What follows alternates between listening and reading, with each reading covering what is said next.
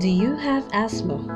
Or know someone who has asthma or any kind of respiratory disease? We all probably know one or two people who does. Wearing face masks wherever we go around the city has also been a norm nowadays. In our world today, where technology is fast-paced, population is multiplying at a fast rate, and industrialization and human activities are unstoppable, the very air we breathe is growing dangerously polluted. 9 out of 10 people now breathe polluted air, which kills 7 million people every year according to the World Health Organization. So what is our role in all this? Can we expect a better air climate and condition in the years to come?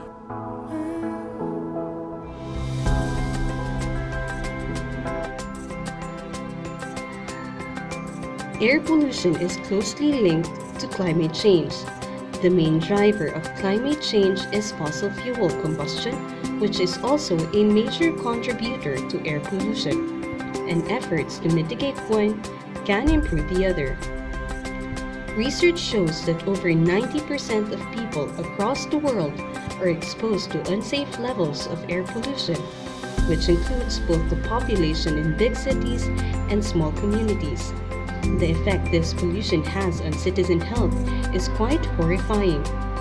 Day-to-day actions can be quite helpful, but having policies put in place may also help deter the harmful effects that poor air quality is having on the lives of those who inhabit such areas.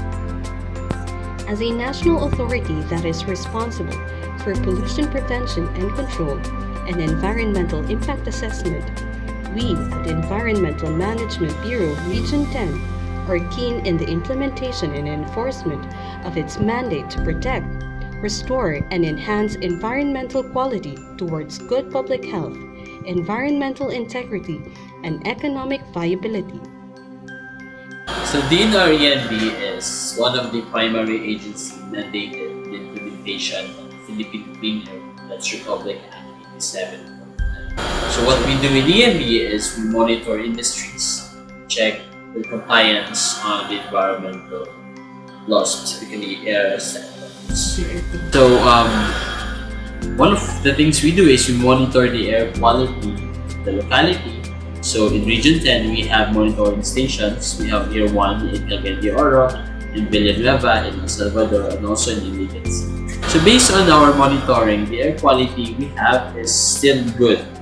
So in the anti-smoke belching, we, of course, with the participation of other agencies, the Land Transportation Office, the local government units, we apprehend smoke belchers. So we use a device, we call that a pacimeter, and we apprehend motor vehicles, and we check their emission if it passes the standard. If it fails, then we will issue a ticket to them, and we have to pay for the fines for violating the provisions of the act, specifically on their emission. Of air pollution are anthropogenic and natural sources. Anthropogenic or man-made sources, such as those which are stationary, like chimneys, mobile sources like vehicle emissions, and area sources emanating from forest fires, kaingin, or burn and slash and cigarette smokes.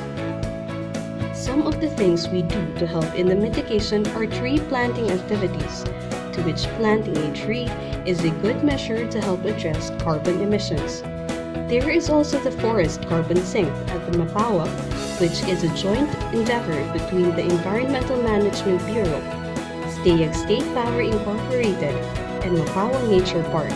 The 1,290-hectare nature park had been cited as a model reforestation project, serving as a forest carbon sink to ease environmental pollution.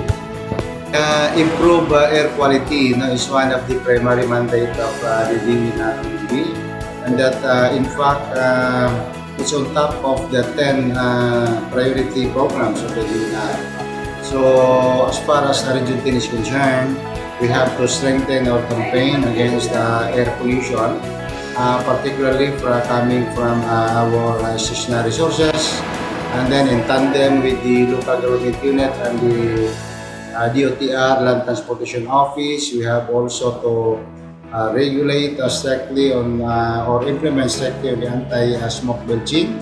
In fact, as of the moment, there is an ongoing anti-smoke belching campaign conducted by the anti-smoke belching unit of the ASBO, participated by staff of the office, the city personnel, and also from the land transportation office. We also would like to tap now the cooperation of our local government units, particularly on the avoidance or maybe to prevent these area sources na to ng mga air pollution coming from yung mga pagsusunog, itong lalo na ito sa mga agricultural areas natin na after the harvesting, they have to burn itong mga rice straws and whatever. So we would like to call on our people, in the intent to cooperate in the effort of the denr-emb to improve the air quality, and that in time with the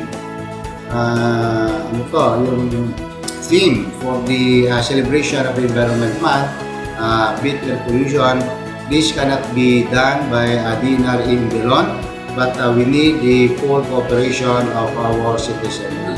So we should do our part in a little way. We should maintain, for those who have a personal vehicle, have your vehicle regularly maintained, change oil so that there will be no black smoke emission.